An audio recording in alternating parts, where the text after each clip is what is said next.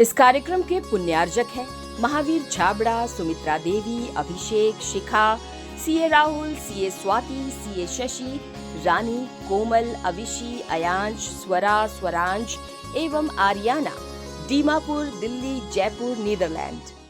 आचार्यवन अमित गति स्वामी महाराज ग्रंथराज सामयिक देशना में सामयिक के स्वरूप को बता रहे हैं। तो वहीं आचार्यवन विशुद्ध शारजी महाराज उस पर अपना विशेष व्याख्यान दे रहे हैं और 4 सूत्रों में से 3 सूत्र की व्याख्या कर चुके हैं। सत्वेषु मैत्री, गुणिषु प्रमोदम, क्लिष्टेषु जीवेषु कृपा, परत्वम। अब आ रहा है माध्यस्थ भावम विपरीत वृत्तम। सामायिक के लिए 4 पाए बताए थे, 4 सोपान बताए थे।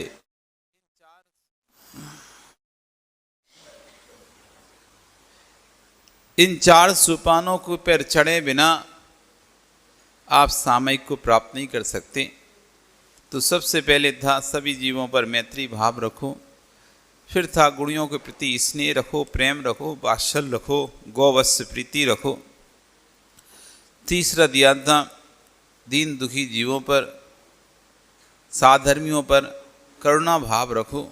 और चौथा कह रहे हैं जो विपरीत चलने वाले लोग हैं, जिन शासन के विपरीत चल रहे हैं, उनसे द्वेष मत रखो, उनसे माध्यस्थ भाव रखो। आचार्य कह रहे हैं माध्यस्थ का अर्थ द्वेष नहीं है। हम बोलेंगे नहीं आज से, ये तो द्वेष हो गया। आज से मैं उससे, वो मेरे हिसाब से नहीं चलता, मैं उससे बोलना बंद करता हूँ। नहीं, ये द्वेष भाव आ गया। बोलना बंद मत करो, आप मतलब रखना बंद कर दो।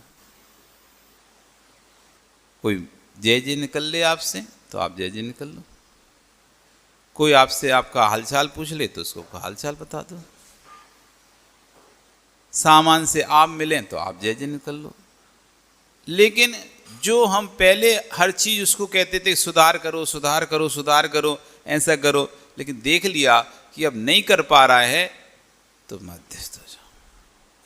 ठीक है, कुछ मत बोलो, जो नियत है वही होगा। आचार्य कह रहे हैं पक्ष माध्यस्थ का अर्थ राग द्वेष से रहित होना है। पक्षपात का अभाव जहाँ है, इसका नाम माध्यस्थ भाव है। कोई जीव अभिनयी है, जिन शासन के विरुद्ध काम कर रहा है, मोक्ष मार्ग के विपरीत गमन कर रहा है, यदि मैं उसका साथ दूंगा तो विपरीतता का साथ कहलाएगा, और यदि मैं उसके साथ द्वेष करूंगा तो रागी देशी हो जाऊंगा। तो क्या करना चाहिए फिर? जिन शासन के विपरीत चलते हो, जो जिन शासन के विपरीत कहते हो, जिन शासन के विपरीत सोचते हो, ऐसे लोगों के माध्यस्थ भाव हो जाना चाहिए। मुझे ना तो उनके प्रति बुरा भाव सोचना चाहिए, ना उनके प्रति अशुभ भाव लाना चाहिए। ठीक है, ओम शांति।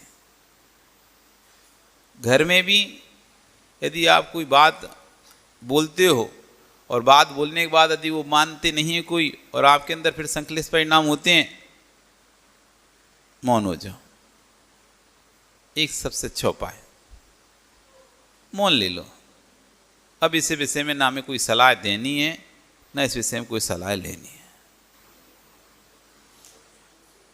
कोई आप सलाह देते हैं या सलाह बात कहते हैं, और बात कहने के बाद यदि वो बात नहीं माननी जा रही तो भैया ओम शांति, सलाह नहीं देना, मौन। तो ये कह रहे हैं चाहिए मुझे आपका जीवत्व तो स्वीकार है, इसलिए मेरी आपसे कोई दुश्मनी नहीं है, मैं आपके प्रति बुरा भाव तो नहीं लाऊंगा, लेकिन ठीक है, जो मेरा आपसे अटैचमेंट था, जो आपसे स्नेह था, अब उस पर विराम लगा दूंगा।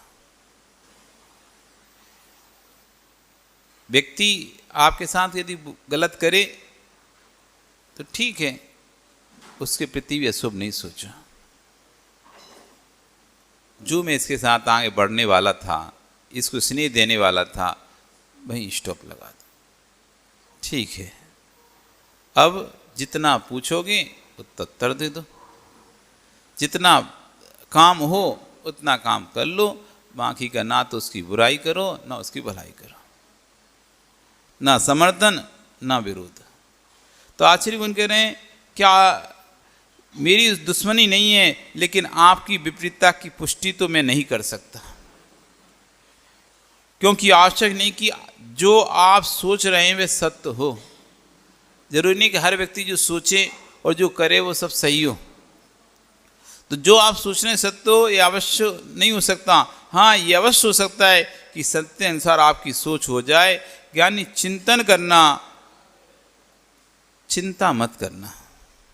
आचार्य बन करें किसी विषय को लेकर आप चिंतन तो करो, पर चिंता मत करो। चिंतन से समाधान तो मिलेगा, लेकिन चिंता से शरीर का नाश होगा। चिंता नस्ते ज्ञानम, चिंता नस्ते बलम, चिंता नस्ते बुद्धि, व्याधिर्भवति चिंत्या। चिंत्या नस्ते ज्ञानम, चिंता करने से ज्ञान का नाश हो जाता है। ज्ञान तंतु जल जाते हैं। हमारे अंदर मशीन है, ये एक बॉडी की मशीन है। जैसे किसी मशीन में हीट होती है, हीट, तो उसके बाहर जल जाते हैं। देखा आपने? मिक्सी की हो, चाहे कोई सी मशीन हो, प्रेस, कोई भी मशीन हो, जिसमें ज़्यादा हीट होती है तो क्या होता है, अंदर बाहर जो तांबे का बाल लगा हुआ आता है वो जल जाता है। ऐसी मशीन है, बॉडी भी एक मशीन है। इसमें यदि हीट होगी, इसमें हीट होगी, आपके ज्ञान तंतु जल जाएंगे। इसलिए क्रोध में, गुस्से में ज्ञान काम करना बंद कर देता है। जैसे ज़्यादा हीट में मशीन काम करना बंद कर देती है ना, पहले की गाड़ियाँ थी गर्म हो जाती थी, फिर उसका बोनट खोलो, पानी डालो, पानी ठंडा करो, बहुत लंबे समय चल रही है, 4 घंटा चल गई, 3 घंटा चल गई, गर्म हो गई, तो देखते थे वो ट्रक वाले हों चाहे कार वाले हों, रास्ते में खड़ा करके गाड़ी का बोनट खोलो, पानी डालते रहते थे उसमें। क्यों? हीट हो रहा है। आज कूलेंट लगा दिया गया है, पहले कूलेंट नहीं था गाड़ियों में, तो हीट होती थी, पानी डाल कर उसको ठंडा करते उसके इंजन में। और आज कूलेंट लगा दिया, भाई कूल बनी रहे, ठंडी बनी रहे, लंबी भी चले तो हीट नहीं हो। हीट होगी तो क्या होगा, गाड़ी बंद हो जाएगी। हीट होगी तो गाड़ी चलना बंद हो जाएगी, फिर इंतजार करना पड़ेगा गाड़ी ठंडे होने का। जब ठंडी होगी फिर आराम से फिर चलेगी। ऐसी दिमाग भी मशीन है, जितना हीट होगा अंदर बॉडी में, काम करना बंद कर देगी। ज़्यादा हीट होगी तो जैसे गाड़ी खराब हो जाएगी, जल जाएगी, आग लग जाएगी, ऐसी दिमाग के तंतु पूरी तरह से जल जाएंगे। इसलिए जैसे वस्तु को सुरक्षित रखने के लिए ठंडे स्थानों का उपयोग किया जाता है, कोल्ड स्टोरों का उपयोग किया जाता है। हीट से वस्तु खराब हो जाती है तो कहाँ रखते हो, कोल्ड स्टोर में सुरक्षित रखो भैया। लंबे समय तक किसी चीज़ को सुरक्षित रखना है, फल सब्जी कुछ भी, कहाँ रखते हैं? कारण यही है, ठंडे में वस्तु सुरक्षित जल्दी रहती है, लंबे समय तक रहती है। ऐसे जीव जितना ठंडा रहेगा, जितना निर्विकल्प रहेगा, जितना शांत रहेगा, उतना उसके दिमाग के ज्ञान तंतु विकसित होंगे और तीव्र कार्य करेंगे।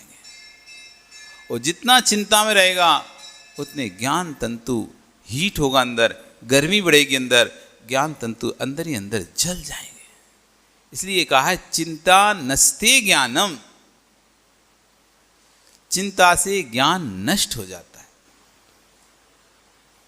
आपका क्यों पहले इतना बचपन में इतना ज्ञान था, बुद्धि थी, पढ़ते थे तुरंत याद हो जाता था। किताबें, स्कूल के कोर्स, बड़ी बड़ी किताबें, सीए, इसके एग्जाम, उसके एग्जाम सब पास कर लिए। जब तक शादी नहीं हुई तब तक खूब पढ़ाई कर ली और खूब अच्छे से सब कुछ पढ़ते थे, पढ़ाते थे। लेकिन जब से शादी हुई उसके बाद ज्ञान कहाँ चला गया। अब तो एक श्लोक याद करने भी बोलो, याद ही नहीं होता महाराज जी, याद ही नहीं होता महाराज जी। हम इतना पढ़ते हैं, याद ही नहीं होता। क्यों नहीं याद होता? पहले तो 2 बार 4 बार 1 साल का कोर्स पूरा पढ़ के याद करके पेपर दे के आ जाते थे। और आज धर्म का 4 शब्द भी पढ़ते हैं, लेकिन वो भी याद नहीं रहते।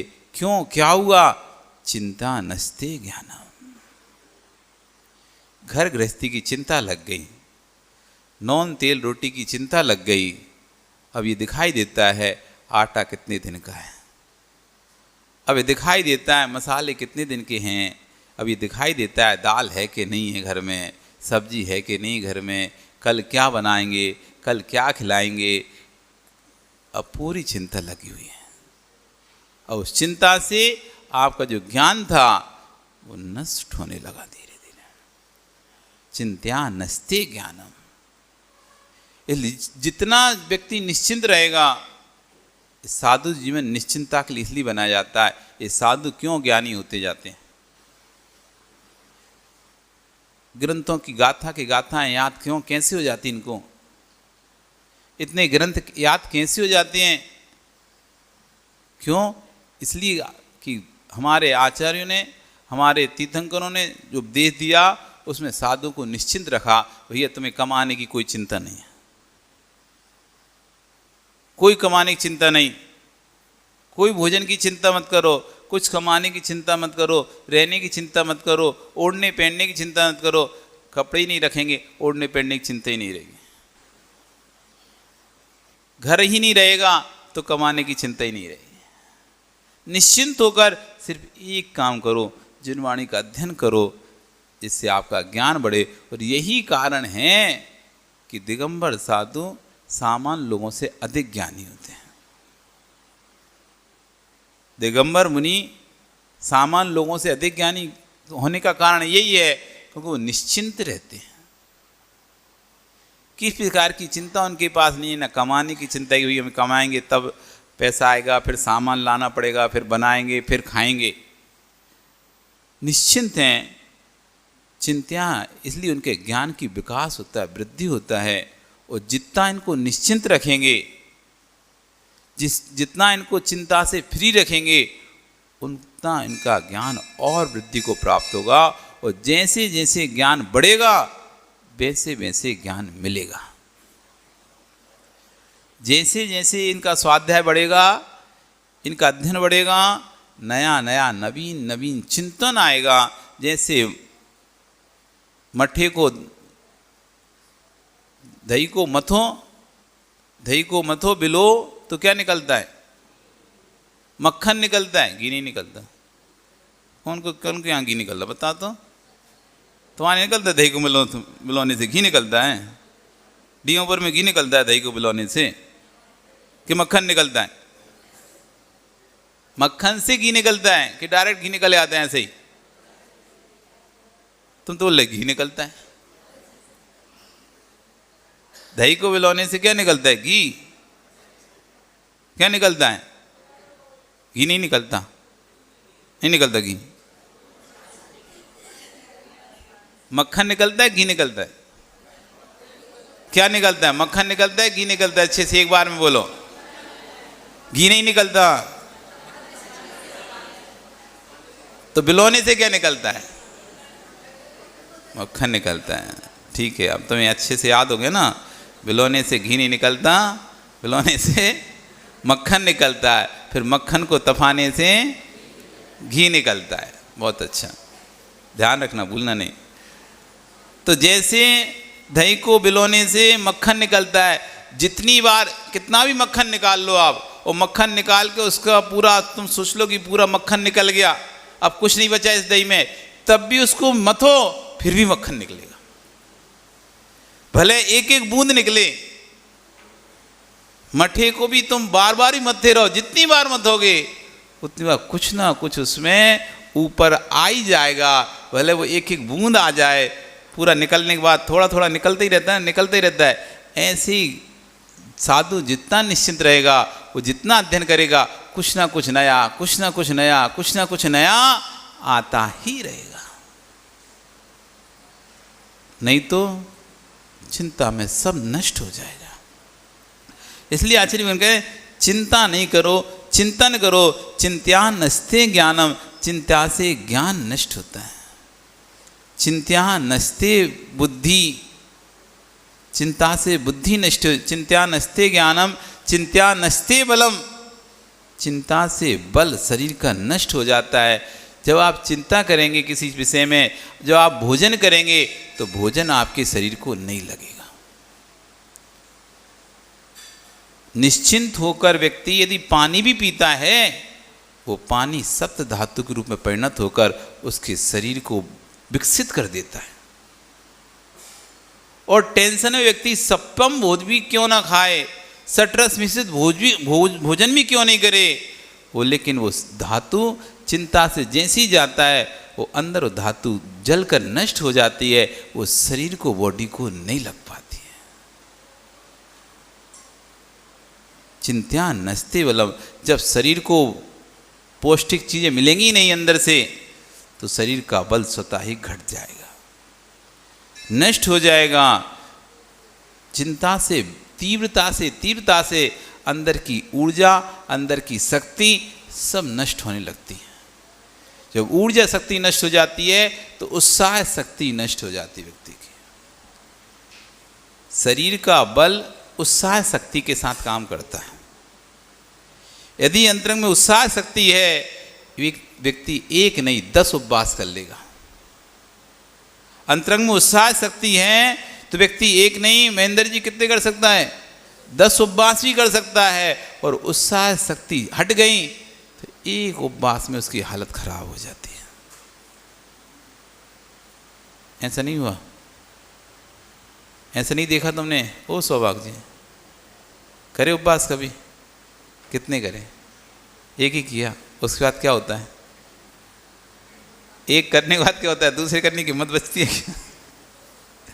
1 करने के बाद दूसरे की हिम्मत नहीं बच रही। लेकिन जिसके अंदर और उत्साह भरा हुआ है, जोश भरा हुआ है, 1 के बाद दूसरा, दूसरे के बाद तीसरा, तीसरे के बाद चौथा, ऐसे करते 10 तक पहुंच जाता है। पर्युषण पर्व में भी आप देखो 10 उपवास के बाद कुछ लोग तो ऐसे हो जाते हैं जैसे मर ही गए, क्योंकि उनके पास उत्साह नहीं था, लेकिन देखा देखी जबरदस्ती थी। वो कर रहा है तो हम भी करना है। और अब ऐसा होता है कि लोग हैं, ये जगत है, ये खजूर के झाड़ चढ़ाने पर देर नहीं लगाता। 3 कर ली तूने, अरे 5 कर ले, पंचमेरु के 3 कर लिए, अब कितने कर ले? 5 कर ले। 5 हो गए, उसने 1 आध और बढ़ा लिया गलती से, 6 कर ली मान लो। अब तूने 6 तो कर ही लिए, थोड़ी और हिम्मत लगा, 10 ही कर ले। उससे 10 करा दिए, लेकिन उसकी हालत देखो ऐसी हो गई बेचारे की, जैसे कि भगवान अब कब ये चला जाएगा। बिल्कुल उठते नहीं बन रहा, पूरे समय पड़ा हुआ है, पलंग पे लेटा है, हाय हाय पैर दर्द कर रहा है, कमर दर्द कर रही है, मेरा पैर दबा दो, कमर दबा दो, सिर दर्द कर रहा है। ऐसी उसकी बुरी हालत हो गई। क्या देखा? उत्साह शक्ति नहीं थी, लेकिन देखा देखी करना था। सो देखा थी, कर तो लिए, लेकिन पूरे समय हाय हाय हाय हाय।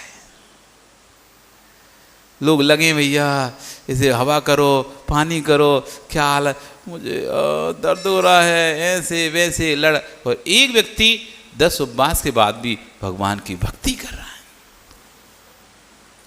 एक व्यक्ति 10 उपवास के बाद भी भगवान की भक्ति करते दिखेगा, और वो पता ही नहीं है कहाँ है, उठने की हिम्मत नहीं है। भक्ति पूजन तो छोड़ो, दूर की बात है, वहीं पड़ा हुआ है, कमरे में पड़ा हुआ है। लोग आ रहे हैं, देख रहे हैं, जैसे कोई मरीज को देखने के लिए आते हैं। इस कार्यक्रम के पुण्यार्जक थे Mahavir Chhabra, Sumitra Devi, Abhishek, Shikha, CA Rahul, CA Swati, CA Shashi, Rani, Komal, Avishi, Ayansh, Swara, Swaransh एवं आर्याना, दीमापुर, दिल्ली, जयपुर, नीदरलैंड।